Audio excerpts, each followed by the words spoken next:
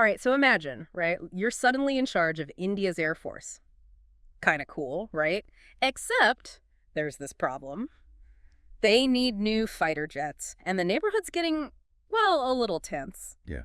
And it's not like going car shopping. Exactly. You sent me all these articles, and it's clear picking a new jet for India. It's way more than just, which one's got the best paint job. Oh, absolutely. You've got budgets, international alliances, and this big thing in India right now about building their own WN stuff. It's like a giant puzzle, and the pieces are all these high-tech jets. All right. It's fascinating, really. Yeah. India's in this tricky spot. Their Air Force needs to replace a lot of old jets, but their rivals, especially China, are showing off some seriously advanced stuff. And then there's that whole national pride thing. So self-reliance is a big deal for them, from what I'm reading. Huge. Okay, so let's break this down. The Indian Air Force, the IAF, needs to step up their game. New jets, future-proof tech. Yep. And I'm guessing stealth is going to be a big part of that? Definitely. The articles lay it all out. Basically, the IAF has two main needs. First, a multi-role fighter. Think of it like a Swiss Army knife. You need one jet that can handle tons of different missions. Makes sense, cover all your bases. Right. And second, they want a fifth-generation fighter. That's your top-of-the-line stealth tech, meant to compete with stuff like China's J-20. Okay, so two very different shopping lists, and I'm guessing very different price tags. You got it. So how does a country even start to figure out what to buy? Well, the articles outline four main scenarios. Each one's got its own logic and, of course, its own downsides. Then there are some, let's call them wildcard options, just to keep things interesting. All right, I'm all for interesting. So let's start with those main scenarios. What if India decides, no U.S. jets, thanks, we'll shop elsewhere? That's scenario one. They call it the no U.S. fighters approach. So India goes all in with France. We're talking 114 more of those Dassault Rafale jets. The Rafale. Sleek-looking plane. Yeah, and the IAF's already using them, so pilots and crews are familiar with them. Training's easier, maintenance is smoother, all that. Big plus. Makes sense. Stick with what you know. But what about that stealth fighter? Where does that fit in? Here's where it gets interesting. Scenario one relies on the AMCA. That's India's homegrown fifth-generation fighter. They're developing it themselves. There's that self-reliance again. Exactly. Big for national pride, but also, not being dependent on other countries. Smart. But what's the catch? There's always a catch. Well, AMCA, it's not going to be ready for a while, like 2030s. And rivals have stealth NOW. Plus, big development projects. They can have problems, delays, budget blowouts, you name it. So maybe not the best bet if you need stealth in a hurry. Okay, so what happens when the U.S. enters the picture? I'm guessing that's scenario two. You got it. U.S. for multi-role, India for stealth. In this one, India would buy 114 of those Boeing F-15EX Eagle T, big, powerful jets, but no stealth. So they'd be getting a strong non-stealth option, and I'm guessing they're still hoping the AMCA will eventually fill that stealth gap. Exactly. Some pluses there. Stronger U.S.-India ties. They get a capable jet fast. And they're still working towards that self-reliance with the AMCA. You see the logic. But, and I hate to sound like a broken record, are they just delaying the stealth problem? And wouldn't switching to F-15EXs mean all new training, new parts, the whole works? Well, true. No easy answers here. All right, on to scenario three. This is where it gets really interesting, right? From what I read, they're going all in on stealth. That's right. Scenario three is all about stealth dominance. No multi-role purchase, just fifth-generation fighters. We're talking the F-35 Lightning II. It's the jet everyone's talking about. Wait, hold on. They're ditching the multi-role idea completely? Yeah, bold move. It says, we're serious about stealth, especially with China already flying the J-20. I can see the logic, but the F-35, that thing comes with a lot of baggage, doesn't it? Oh, yeah. It's pricey, for one. And not just to buy them, but to keep them flying. Complex machines need a lot of care. And even with the F-35, they'd still need the AMCA eventually. So all those risks we talked about, still there. Yep, AMCA is still the big unknown. Plus, skipping the multi-role jet leaves a gap in what the IAF can do right now. So this one's a big gamble. A lot has to go right. High risk, high reward. Okay, last one. Scenario four. What's the deal with this one? They call it the all-in option. India uses U.S. fighters for everything. Multi-role and fifth-gen. So the whole package deal.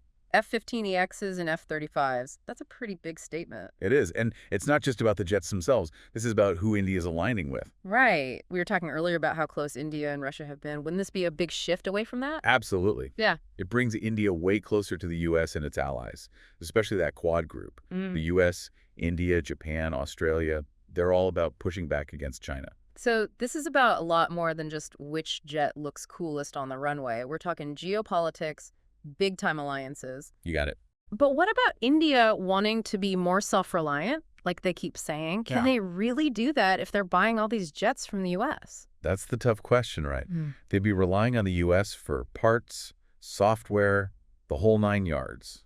And we've seen how that can go wrong. Like, what's happening with Russia? Sanctions can really mess things up if you're depending on someone else for important stuff. Exactly. And let's be honest, this whole plan has got to be insanely expensive. We're talking billions and billions of dollars, not just for the jets themselves, but for all the training and stuff that goes with it. Oh, yeah. These things aren't cheap. It's a huge commitment. It is. Okay, so we've covered the 4 main scenarios, but the articles you sent mention some other possibilities too, right? Like, what about sticking with Russia? The Russian option is always there. They could get more Sukhoi jets, like the Su-35, or maybe even the MiG-35, which is supposed to be cheaper. Right, and they could even go for that Su-57, the Felon. Isn't that supposed to be Russia's answer to the F-35? Supposedly. But how stealthy it really is, well, that's up for debate. And with everything going on in Russia right now, it'd be a risky bet. Yeah, you have to wonder if they could even get the parts and support they'd need. And honestly, Russian tech might not be the best anymore anyway. It's a gamble, for sure. And it shows the kind of tough choice India has to make. Do they go for something familiar and maybe cheaper, even if it's not the best tech? Or do they spend a ton of money on the most advanced stuff, even if it means depending on countries that might not be reliable partners? It's a tough one. No easy answers there. So what were some of the other ideas the articles talked about? Well, one was a kind of mix and match approach. They called it the European-US hybrid. Sounds interesting. So picture this. India gets some European multi-role fighters like the Rafale or maybe the Eurofighter Typhoon, and they also get some F-35s from the U.S. And of course, they're still working on their own AMCA for the long term. So they're kind of hedging their bets, getting a little bit of everything. What would be the good thing about doing that? Well, they're not putting all their eggs in one basket, right? So it's less risky. And they could potentially get the best of both worlds, European know-how for the multi-role stuff, U.S. dominance and stealth, and then their own homegrown solution for the future. That sounds good, but wouldn't it be a nightmare to manage all these different jets from different places? Logistically, it would be a headache, that's for sure. And headaches usually mean more money. Yeah, because you're basically running like 3 different air forces at the same time. Exactly. And then there's the most ambitious and maybe the most idealistic approach of all, the all-in domestic option. Ah, this is where they go in alone, right? Exactly. Complete self-reliance. They'd use the Tejas Mk2, which is their own light combat aircraft, for the multi-role stuff.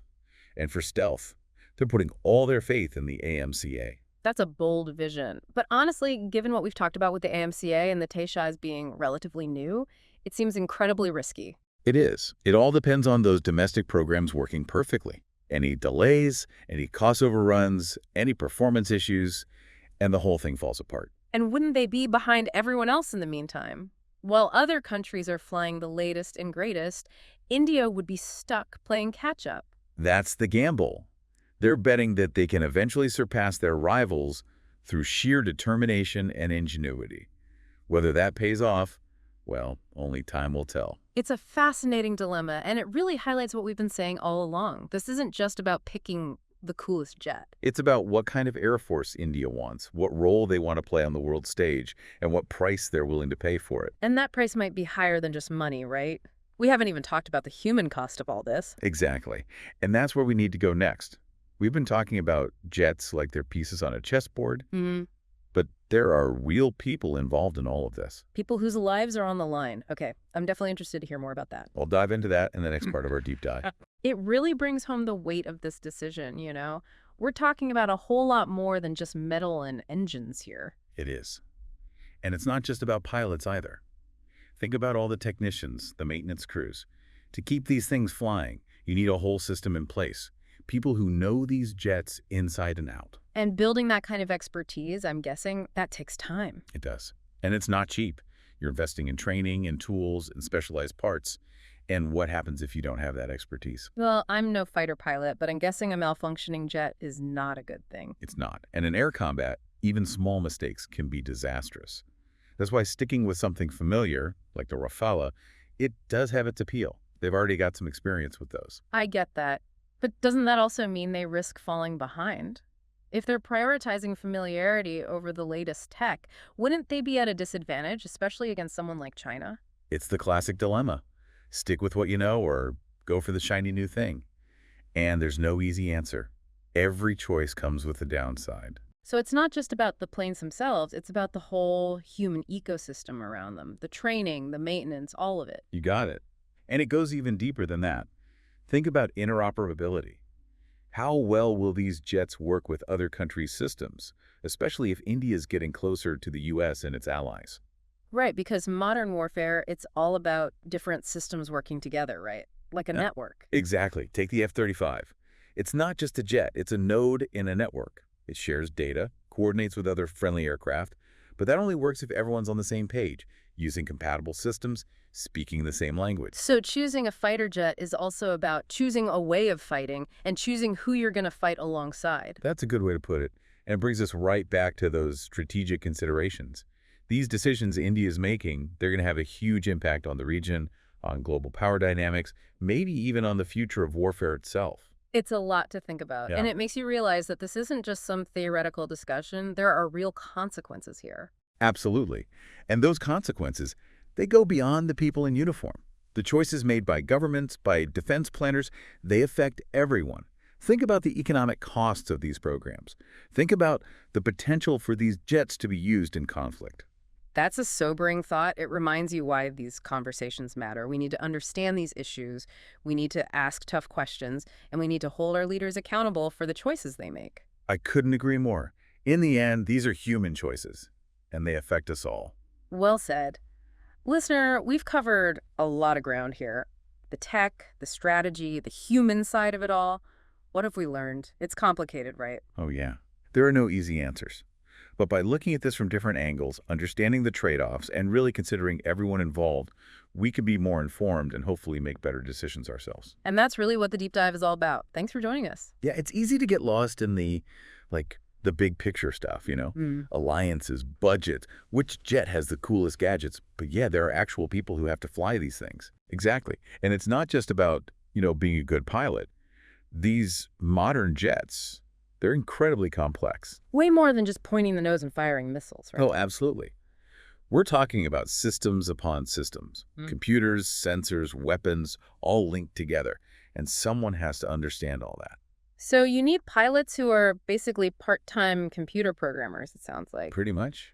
And that's not even getting into the maintenance side of things. These jets need constant care, specialized parts, highly trained technicians. Yeah, that makes sense. You can't just take a wrench to an F-35, I'm guessing. Not quite. And that's why that continuity factor we talked about earlier, Mm. it's so important. If India sticks with the Rafale, for example, they're building on a foundation they already have. So there are some real benefits to sticking with what you know. Definitely. Less of a learning curve, less disruption, and probably fewer headaches in the long run. But, and I hate to keep bringing this up, doesn't that also mean they risk falling behind?